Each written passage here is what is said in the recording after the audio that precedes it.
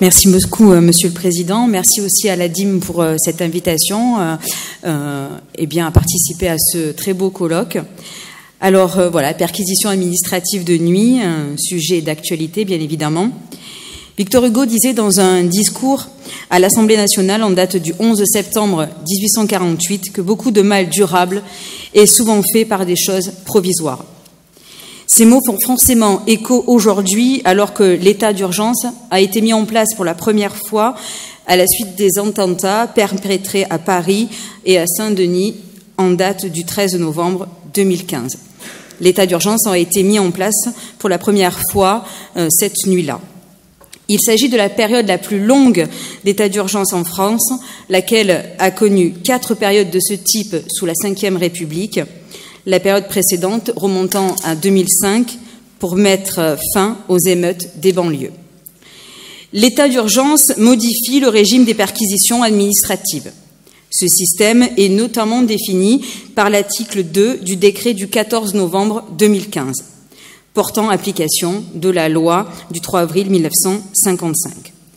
Ces perquisitions sont possibles sur l'ensemble du territoire, métropole outre-mer, et à l'origine, cette législation avait été instituée à la suite des événements d'Algérie et définissait les modalités d'exercice des perquisitions de jour, mais également, ce qui nous intéresse le plus, de nuit.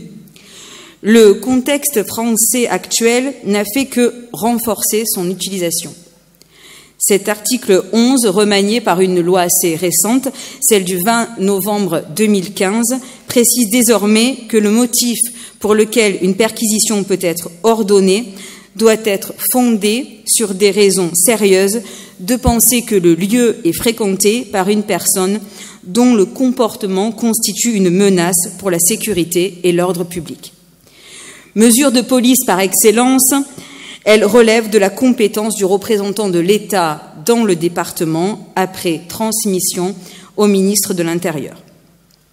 Le nombre de perquisitions administratives jusqu'au 25 mai 2016, et j'aurais bien voulu vous amener des chiffres plus récents, mais mon appel est resté lettre morte au ministère de l'Intérieur, et de 3500, dont la moitié réalisée de nuit, c'est-à-dire 1750, un calcul pas très compliqué.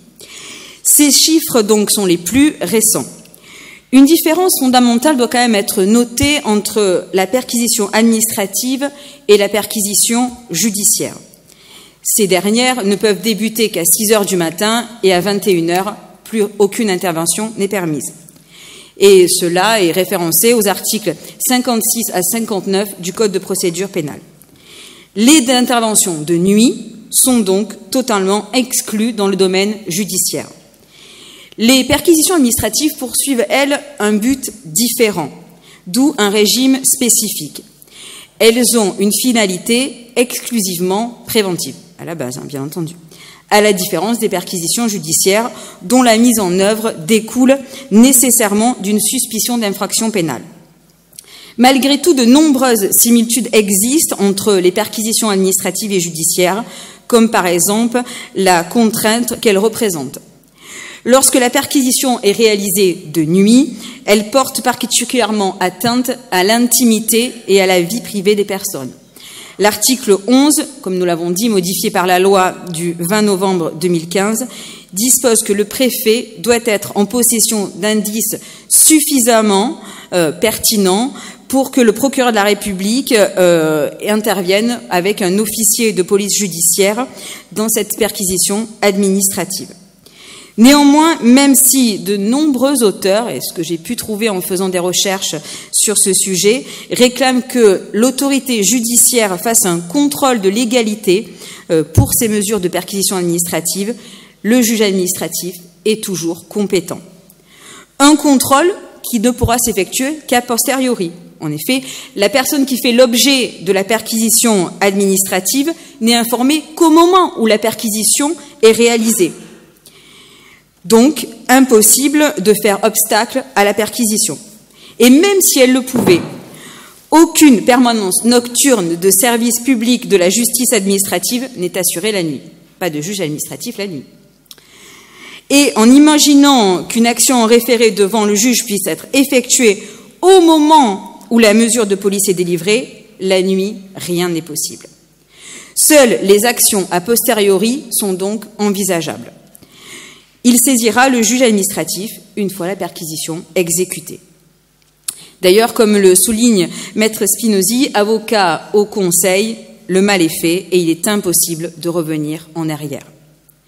De ce fait, l'absence de contrôle effectif sur la mesure ordonnant la perquisition, ne peut-on pas penser que cette mesure, qu'elle soit contraire aux exigences constitutionnelles ou même conventionnelles sur le droit au juge? À cette question, le Conseil constitutionnel a tranché et il a répondu par la négative. Dans sa décision, une décision qui revient souvent en termes de perquisition, c'est la décision QPC du 19 février 2016, en affirmant que le contrôle a posteriori ne porte pas atteinte inconstitutionnellement au droit au recours au juge. Et des circonstances particulières, donc, qui sont l'état d'urgence, on doit en tenir compte donc pour autoriser ce type de mesure. Le fait que le contrôle ne s'exerce qu'a posteriori permet-il néanmoins, et c'est les questions qu'on peut se poser, une moindre rigueur de la part de l'autorité préfectorale quant à la motivation administrative et laisse-t-il au personnel en charge d'exécuter une trop grande latitude propre à engager la responsabilité de l'État? Alors, je ne vais pas déroger à ce que nous faisons d'habitude en droit. Je vais faire un plan en deux parties. Première partie qui sera consacrée à la motivation, un élément essentiel de la perquisition, et une deuxième partie qui concernera plus particulièrement le déroulement de la perquisition nocturne. Alors, une première partie, donc, la motivation. Les autorités administratives ont la possibilité d'ordonner des perquisitions en tout lieu, y compris dans un domicile. Lors de la perquisition administrative, le préfet est donc compétent, il a transmis au ministre de l'Intérieur sa volonté d'exercer cet acte administratif. En soi, la perquisition de nuit peut se comprendre, tant pour les véhicules que pour les lieux d'habitation. Cette période semble être le moment où il existe une forte probabilité d'y trouver les personnes concernées, où le véhicule est stationné pour une durée conséquente et de manière continue. Cette période apparaît comme le moment le plus opportun d'obtenir les informations que l'on recherche, telles que le précise le Conseil constitutionnel dans une décision du 23 septembre 2016. Les perquisitions administratives qui ont été effectuées depuis le début de l'état d'urgence reposent essentiellement sur deux motifs. Soit la personne qui fait l'objet de la perquisition est elle-même mise en cause, comme activiste de la mouvance djihadiste, soit la personne concernée peut, à un degré, alors ce qui est extraordinaire que le texte ne précise pas, être en relation avec une activité de la mouvance djihadiste. Souvent, dans la décision préfectorale, le conditionnel est utilisé. Ce n'est qu'un soupçon de terrorisme, rien de plus. En général, le représentant de l'État dans le département utilise l'expression « des raisons de penser que ». Il faut que cette mesure de police administrative, décision défavorable, individuelle bien entendu, soit solidement motivée, sans quoi elle sera illégale. D'ailleurs, l'article L211-1 du CRPA précise que ces mesures restreignent l'exercice des libertés publiques de manière générale et constituent une mesure de police. Cette nécessité de motiver est aussi rappelée par le Conseil constitutionnel dans la décision QPC que nous avons précédemment citée. Et on remarque d'ailleurs que le Conseil d'État va s'aligner sur la position du Conseil constitutionnel parce que le Conseil constitutionnel avait précédemment déclaré conforme à la Constitution l'article 11 sur l'état d'urgence remanié par la loi de 2015. Mais que veut dire réellement motivation pour ces deux hautes juridictions? Que cela signifie? L'ordre de perquisition doit être écrit, ça c'est une première chose. Donc pouvoir être présenté aux personnes faisant l'objet de la perquisition. Le Conseil d'État précise en effet que celle-ci doit comporter l'énoncé des considérations de droit ainsi que des motifs de fait faisant apparaître les raisons sérieuses qui ont conduit l'autorité administrative à penser que le lieu visé par la perquisition est fréquenté par une personne dont le comportement constitue une menace pour la sécurité et l'ordre public. Donc vous voyez, une motivation conséquente.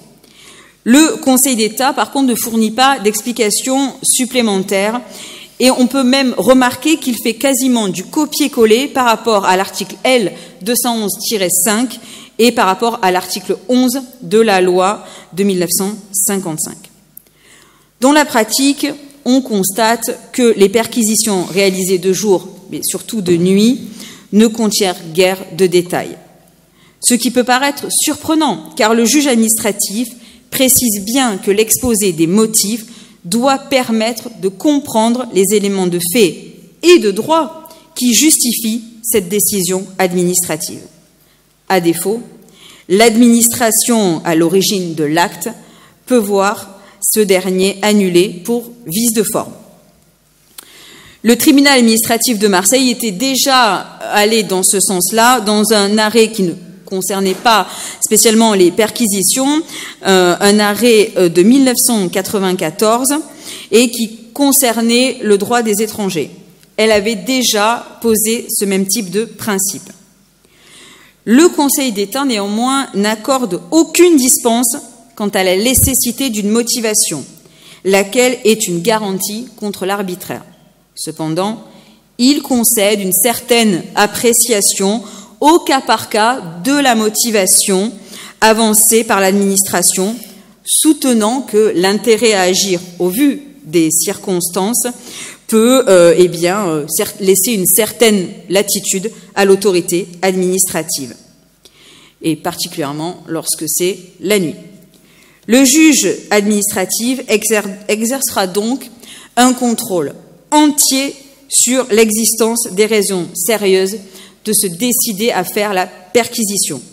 Ce contrôle s'opère au regard des informations dont disposait l'administration au moment où elle a pris sa décision. Peu importe les résultats de la perquisition qui infirment ou confirment les soupçons pour les personnes qui fréquentaient les locaux fouillés. Le résultat sera qu'il faudra aller devant le juge administratif pour contester. Partie intégrante de la motivation, la perquisition doit préciser le lieu exact où elle va se dérouler. Ce lieu doit être indiqué de manière explicite dans l'acte de perquisition. Alors, ce peut être le lieu d'une habitation, d'une famille, s'il existe bien évidemment des raisons sérieuses de penser que ce lieu, toujours pareil, est fréquenté par une personne dont le comportement constitue une menace pour la sécurité ou l'ordre public. Mais dans ces conditions, l'autorité préfectorale doit démontrer que la personne concernée vit effectivement dans ces lieux. Les perquisitions peuvent donc porter sur des domiciles, ils peuvent être étendus aux box, aux véhicules, ils peuvent être étendus à tout ce que la personne a accès. Ils sont par contre prohibés dans certains types de lieux, tels que les activités professionnelles comme celles des avocats, des magistrats, des journalistes. Le caractère sensible de ces professions et les secrets qu'elles peuvent contenir dans leurs archives ou leurs dossiers justifient ce statut particulier. Alors, perquisitionner la nuit permettrait de réunir des éléments qu'il serait impossible d'obtenir le jour. Mais comment exactement se déroulent ces perquisitions? Et c'est l'objet de cette deuxième partie. La perquisition se déroule en plusieurs étapes. Tout d'abord, la personne visée est censée ouvrir la porte de manière polie, etc., accueillir tout le monde, bienvenue. Mais en réalité, c'est pas du tout comme ça que ça se passe. Les policiers ne frappent pas à la porte, ils attendent pas qu'on vienne leur ouvrir. Et le Conseil d'État, malgré tout, rappelle dans son avis de juillet 2016 que l'ouverture doit être volontaire du lieu faisant l'objet de la perquisition. Et il ne peut être fait usage de la force pour pénétrer dans les lieux qu'à défaut d'autres possibilités. Un rapport du défenseur des droits, qui est quand même assez récent, qui date de janvier 2016, fait état de très nombreuses dégradations, donc il fait état de tout le contraire, de très nombreuses dégradations. Les portes d'entrée sont détruites, les policiers agissent avec beaucoup de malveillance à l'égard, malheureusement, des personnes perquisitionnées, des dégradations de matériel sont constatées. Au regard des observations recueillies par le défenseur des droits dans son avis précédemment cité, il apparaît que l'utilisation de la force n'est donc pas occasionnelle, mais un comportement récurrent de la part des forces de police. Une fois dans les lieux, les autorités présentes doivent présenter l'acte de perquisition. Or, un rapport du Sénat en date de 3 février 2016 révèle l'absence de délivrance systématique. Les personnes concernées devront aller chercher l'acte de perquisition, une fois que c'est terminé en pleine nuit, le lendemain matin, elles doivent aller à la préfecture pour requérir cet acte. Du coup, ça freine un peu les recours. Et on constate que seulement 1% des perquisitions administratives de nuit ont fait l'objet d'un recours contentieux. Se pose ensuite la question de la saisie des objets. Alors, la saisie des objets ne peut être effectuée, puisque, rappelons-le, il ne s'agit pas d'une perquisition judiciaire, il s'agit d'une perquisition administrative. Donc on peut faire des copies, des ordinateurs, des téléphones portables, mais on ne peut rien emporter, sauf si l'officier de police judiciaire présent constate une infraction. Dans ce cas-là, la mission se transforme. On n'est plus dans une mission de police administrative, on est dans une mission de police judiciaire. Et là, la saisie des objets pourra être autorisée. Il faut aussi tenir compte, durant le déroulement de ces perquisitions, la situation des occupants, et notamment, la nuit, la situation des enfants. Le défenseur des droits souligne des humiliations qui ont été ressenties par les personnes et notamment des humiliations morales pour les enfants. Une décision, plutôt même un jugement, tout récent du tribunal administratif de Châlons-en-Champagne a fait état d'un préjudice moral pour les enfants et il a été reconnu la responsabilité de l'État et notamment une maman qui a été plaquée au sol. Les enfants ont été réveillés avec des fusils sous le nez. Les enfants n'ont pas été autorisés à être en présence de leurs parents, notamment la maman n'a pas été autorisée d'aller voir son enfant de 11 mois qui pleurait dans la chambre d'à côté. Là aussi, le défenseur des droits avait à plusieurs reprises rappelé qu'il était important que des forces de police soient prévues à cet effet pour aller rassurer les enfants, que les personnes ne soient pas encagoulées pour pouvoir réaliser dans les meilleures conditions possibles et notamment pour éviter des traumatismes pour ces jeunes personnes. Et le tribunal administratif de Châlons-en-Champagne a reconnu ici la responsabilité de l'État. Alors, des fautes peuvent être également commises, des fautes matérielles au niveau des perquisitions. Le Conseil d'État le relève également. Il faut donc être extrêmement prudent avec les perquisitions administratives aujourd'hui parce que la CEDH avait condamné l'État bulgare justement pour des soucis, des interventions qui avaient été faites en pleine nuit. Et la France pourrait se voir, de la même manière que l'a été l'État bulgare, condamné si le droit n'est pas amélioré, parce que le Conseil d'État a mis en place dans son arrêt, dans son avis de 2016, une sorte de mode d'emploi, et notamment pour les interventions de nuit. Et il serait donc bon que les forces de police et le législateur en priorité interviennent et fassent véritablement des modifications pour permettre une meilleure intervention de nuit. Je vous remercie.